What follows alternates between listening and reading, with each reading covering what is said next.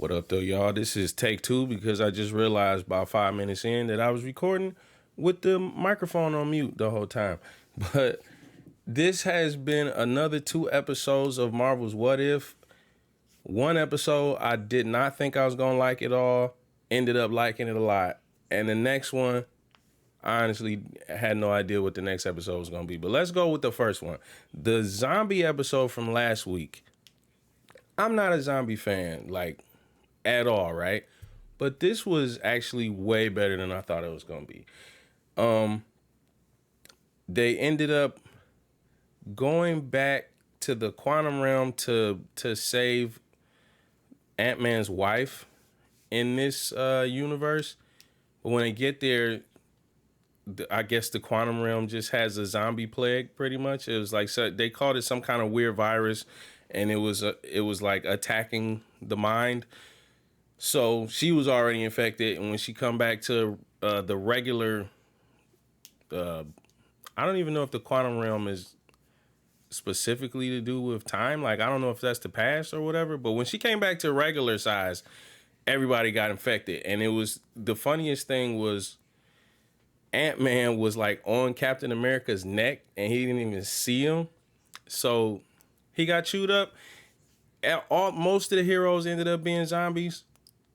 And you end up with this ridiculous, like C team of Avengers now. So you had Spider-Man, cool, who was pretty much the heart and soul of the episode. Then it was Winter Soldier. They had what's her name? Carol. I can't even think of her name right now. But the lady that Captain America had a crush on, she ended up being a zombie, so she wasn't the most effective character. But then you had Wasp, Bruce Banner, and he was clutch because, the Hulk, he heals too fast to be infected with anything, and that was brought out in the episode as well. So I really like that. And I also like that they weren't afraid to get rid of some characters because what's her name? Wasp.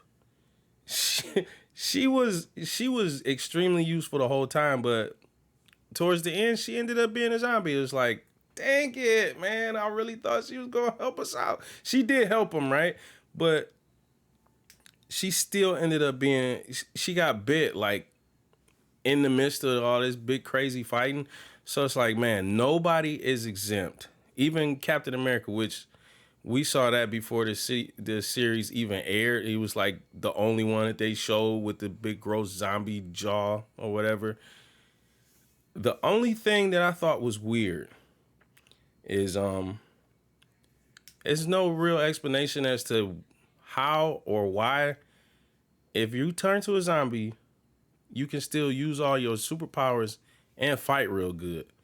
But you can't, it looks like you can't talk or think. So I don't really know how that worked. That's why I'm not the biggest zombie fan in general. Is the rules of zombies are always inconsistent. So whatever. But this episode was pretty hilarious. I like that Doctor Strange's cape was also an addition to the team.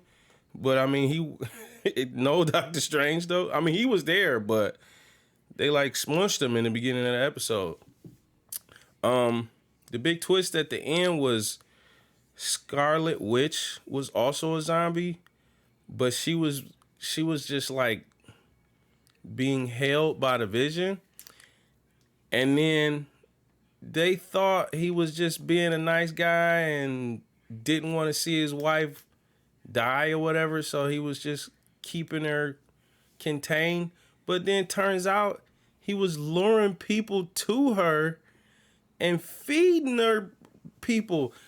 And the way they found out was the Black Panther was just laid up in this room, and he was feeding them to her piece by piece. My man didn't have the bottom of his leg. I was like, oh, come on, Vision has proved except for WandaVision, because he was pretty good in that. But besides, like in the movies, The Vision might be my least favorite MCU character out of everybody.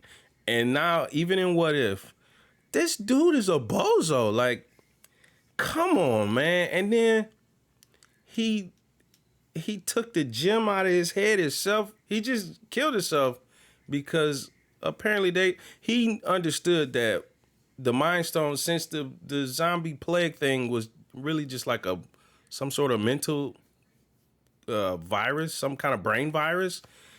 Since he had the Mind Stone, it was keeping all of the monsters at bay around this facility that he was in. So he offed himself, and it's like, man, how many times are you gonna die on camera? I don't know. I'm sick of that dude. I had gave him a pass after WandaVision, him being so good in that show, but this episode brought him right back down for me. I was like, man, I knew I was still sick of him, but hey, I can't say he redeemed himself with that final act of self mutilation, because what he was doing beforehand was just way worse, and he's not even a real person anyway. So who cares?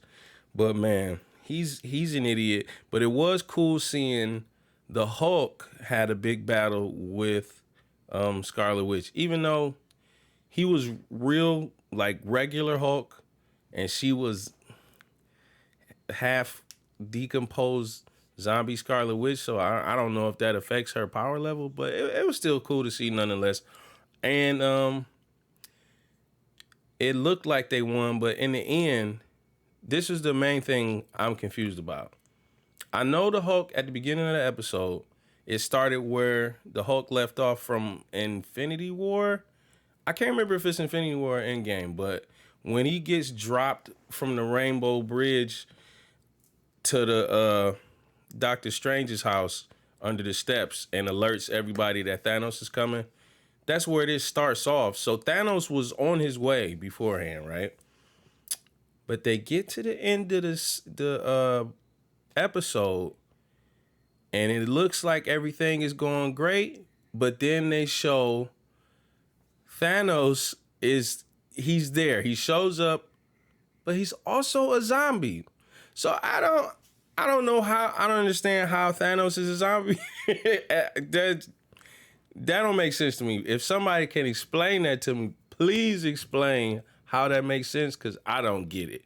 Leave that in the comments. But that was that episode in a nutshell. The one from this week, though, Megan hated it. She thought it was going to be what if Killmonger was a good guy, I guess. But really, it was just what if Killmonger won in Black Panther instead of T'Challa. And the result of that was pretty messed up. My man, first of all, it started off as Iron Man 1. It literally started off at the beginning of the MCU. But instead of Iron Man going through all of that horrible stuff, he ends up getting saved by Killmonger. But since that happens, of course, he never has the necessity to break out of that cave, and to do so, he became Iron Man or whatever. Since none of that happened, there is no Iron Man. And he promoted Killmonger to whatever right-hand man position he promoted him to. I don't know anything about the army, but my man was a jerk, like super duper crooked jerk. And he kind of had, again, like in the Black Panther movie, the stuff he said, he has twisted but good intentions. Because it's like, nah, man, my people went through this. They went through this. They had to suffer. I'm going to get us out of that. But then where it's twisted is like, we're going to get out of it. But I mean, I didn't say how. Like, I'm willing to do anything to get my people where they should be at. And that's where it's like, come on, man. This dude is wild. First of all, he killed Tony Stark. Iron Man always got to die. He killed Tony Stark. He killed Don Cheadle, or War Machine, whatever you want to call him. He killed Don Cheadle. He killed Claw, which I mean he already did that anyway. He killed Black Panther very easily, might I add, because he showed up with Stark Tech unannounced, which seemed like it might have been it might as well have been what Claw should have been using in the first place. He had just a big noise gun. And then he got Tony Stark to build him his Gundam robots that he always wanted, killed them and brought them back to Wakanda and used those in a twisted way to like make himself look like a hero. He brought a threat to his hometown and then beat up all of the robots that he brought himself to make himself look cool. And it just 100% worked. Everybody was like, man, I'm sorry we doubted you. This is great. You're great. You know what?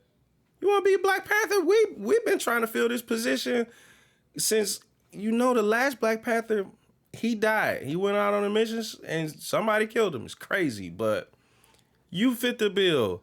You got the job. And he killed Black Panther discreetly and became Black Panther. All in like, I don't know. I'm guessing it was like a month's time or something.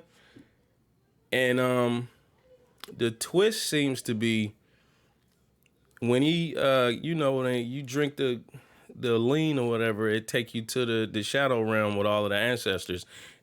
And so, but the last Black Panther was T'Challa, so he met up with him, and he knows what the deal was. And I like the conversation he had because T'Challa's like, I mean, I see what you're doing, but was it really worth it? It's like you might even be taking our people in a good direction right now. Not to say I was perfect or any of us was, but you did it the wrong way and it's gonna catch up to you. Even if it don't catch up to you out there, you might have to deal with it here.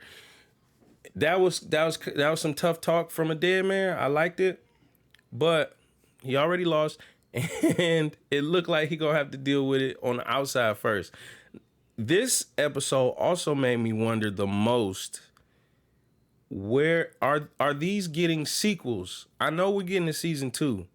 Is season 2 gonna be the direct fallout from all of the season 1 episodes? Like, are we gonna see why Thanos was a zombie? Are we gonna see who stops Killmonger from just being this fraudulent Black Panther? Like, I want to see all of that stuff. Or is it just gonna be another 9 or 10 episodes of random occurrences? I don't know, have no idea, but I'm eager to see it. These episodes, both to me, I give them like an 8 out of 10. They're both cool. But let me know what y'all think. As always, leave your comments down below. I want to hear all the theories. I want to hear all of the stuff that I'm probably wrong about, because every time I watch these, it end up being real late. So I be kind of tired. I'm not gonna lie. But yeah, I'm anxious to see the next one. I'm sure y'all are too, and it might only be 1 or 2 left. I don't know, but I'll highlight you in the next one. Peace.